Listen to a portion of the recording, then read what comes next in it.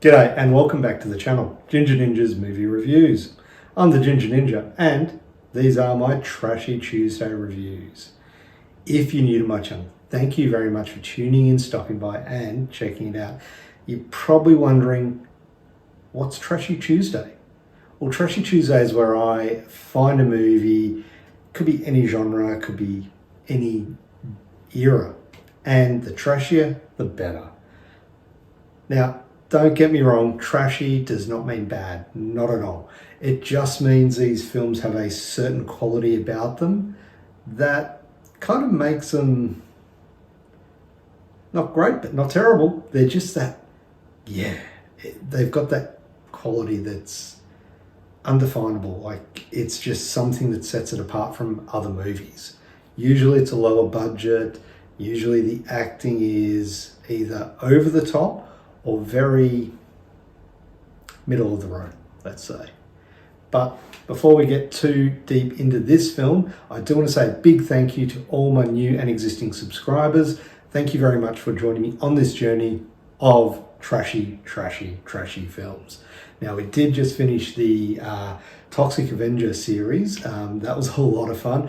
And this week we're going back to the 80s, early 80s, 1982, and we are looking at a film called The Aftermath.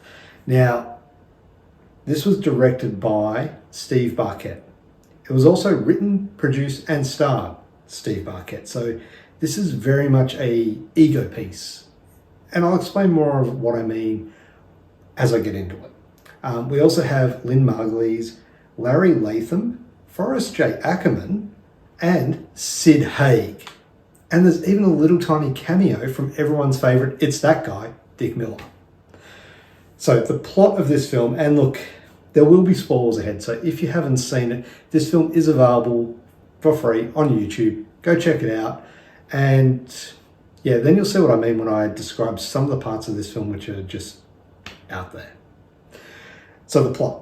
Basically, an astronaut battles mutant cannibals after returning from space to find Earth ravaged by nuclear and biological war. Now, that may sound familiar, but that was the plot of a lot of films from the, I would say, the late 60s all the way through the 80s. But like I said, I found this one in this book here, After the World Ends. This book is coming in quite handy, and as you can see there, this is a bit of an ego trip film. Now, that's not entirely a bad thing, but it's also not a very good thing when it comes to this film. But yeah, anyway, I digress. After reading about this film in my book, I did some digging. I did find it on YouTube, like I said, for free. I will pop the link down below so you can check it out for yourself. But when I was flicking through the book, I actually thought this was a Sean Connery film called Zardoz, or a rip-off of it. It's not. Anyway, let's get into this and see what The Aftermath is really about.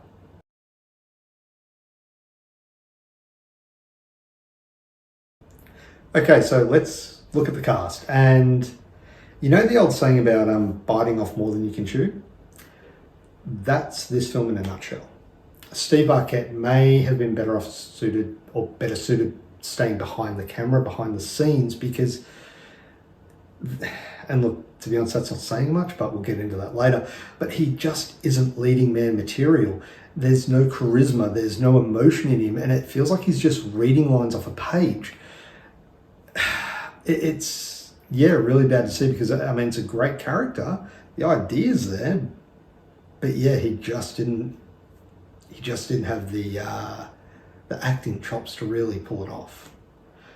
When we're introduced to lynnemargulies' character Sarah, it's not the best introduction to her character at all, because this is part of Steve Barkett, because being the director, he's just like, let's focus on her chest for a while. And then a little while longer. And a little while longer. And there we go. Look, after that, when we meet her later, clearly the character is just written for his ego. Like, it's a massive ego boost for him. And look, that's nothing against lynnemargulies. I don't think she did a terrible job at all. I think she did a great job. And she does well with what she has, but it's just not much to go on. Sidhaig, however, he is fantastic in the role as Cutter, the psychotic leader of these marauders that are killing and R-wording, you know the word, their way across this nuclear wasteland, and he just chews up every scene that he's in. Like, he is just vile and evil and despicable. He is really, really good in the role. And that says something about Sidhaig, about the type of actor he is, because he can go from, really, quirky. Like, we've seen him recently, like in the Rob Zombie, House of a Thousand Corpses, Devil's Rejects, Three from Hell, all those films, like the way he came across there, like he turns from one thing to another, like a goofy clown to a psychotic killer. This here is just a pure evil son of a bitch, and he does a great job.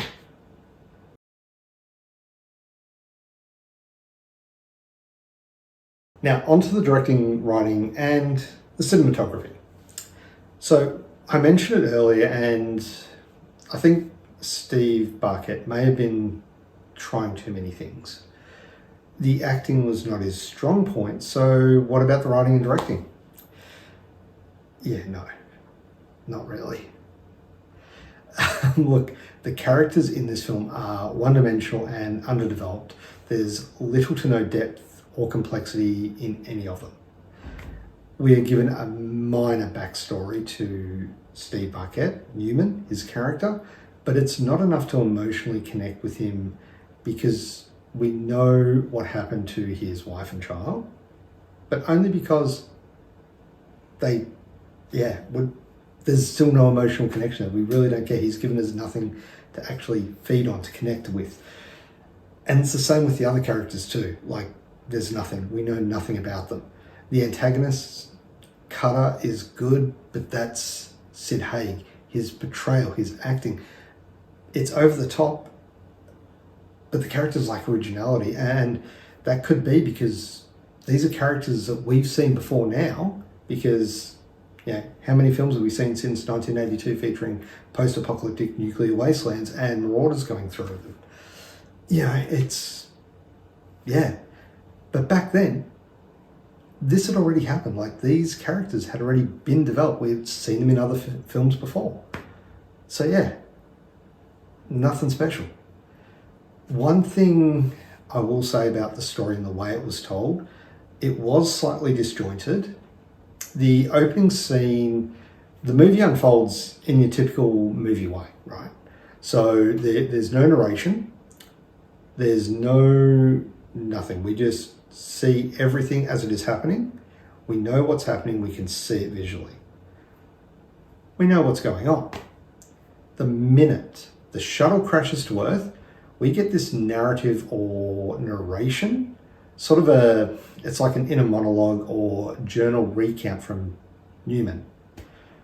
And I just felt this was unnecessary and very derivative, especially given the ending of the movie where, and spoiler alert, but the narration then changes from Newman to Christopher.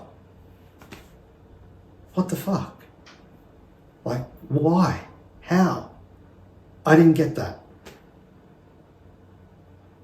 One thing I did really enjoy, though, was the cinematography and its haunting and atmospheric way that it shows on screen. It effectively captures the desolation and despair of the post-apocalyptic world. The film's barren landscapes and crumbling buildings and this eerie silence, they do serve as a powerful visual and auditory metaphor for the devastation wrought on by nuclear war. And it does evoke a sense of dread and hopelessness that permeates every frame. The pacing itself, well, I feel a lot of this movie was simply just an ego boost for Steve Barkett, and there is a lot of scenes featuring just him. Nothing really moving it along at a consistent speed, just him. And that's unfortunate because this does have the basis of a very solid story, and it could have been a very expanded world, universe, so to speak.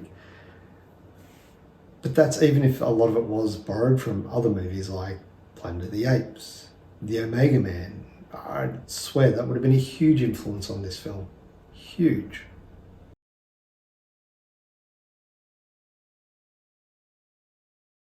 Now, onto the special effects. And look, the special effects were and are very dated, especially the visual effects used throughout the opening space scene and the nuclear radioactive storm.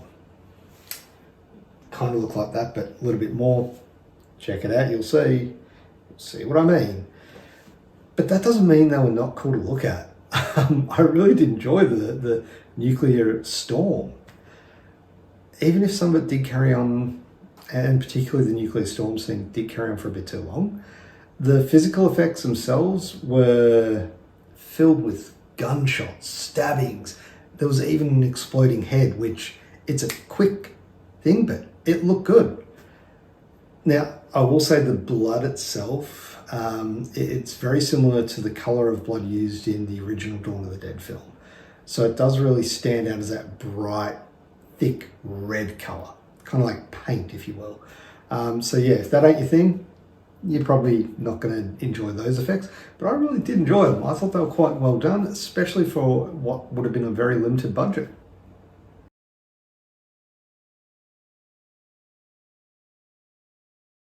So, final thoughts on The Aftermath. Well, despite its ambitious premise, the movie does ultimately fall short of its potential.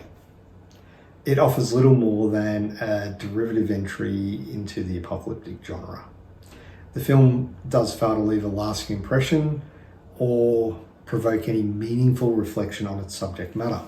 This may have been different back then, but nowadays it's just a fun watch, that's all it is.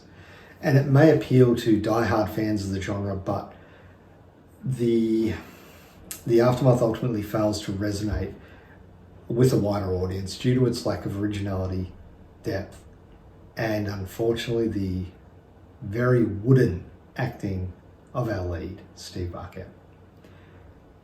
And yet, despite all this, I still enjoyed it. So yeah, go figure, right? Anyway, The Aftermath, for a score, gets a 6 out of 10. And there you have it. That is my review of The Aftermath. Now, I said I'll put the link down below. Go check it out. If you've already seen it, let me know what you thought of it, because I'd really like to hear your thoughts on this film. Like I said, for all its flaws, I still liked it. Yeah. What can I say? But anyway, look, thank you very much for sticking with me as we review The Aftermath. As I said, let me know down in the comments below if you want to see a movie reviewed. If you've got an idea for a trashy film, let me know. I'll do my best to check it out if I can get a hold of it. You know, whether it's streaming, whether I've got it on physical, whether I can get it on YouTube, I'll check it out. But look, by the time this is released, it's probably going to be, I reckon, it'll be close to the end of the month. So yeah, we've got about a week to go for the Horror YouTuber of the Month. Now, I was fortunate enough to be voted in this month, and we've got 5 fantastic channels that I've put on there that I've nominated for Horror YouTuber of the Month. You should definitely check out the video, check those channels out, go and vote for who you want to see as the next Horror YouTuber of the Month. Anyway, thank you very much for watching. If you haven't already, hit that like button, be much appreciated. And if you've made it this far, why not subscribe to the channel? Hit that notification bell so that way you're notified every time I do release a new video. We've got my Trashy Tuesdays. We've also got my Franchise Fridays. Plus, in between them, I've got my 60-second reviews. Also got some live streams and panels coming along with discussions on movies, both old and new. So definitely check them out. Anyway, thank you very much for watching. Have a great day.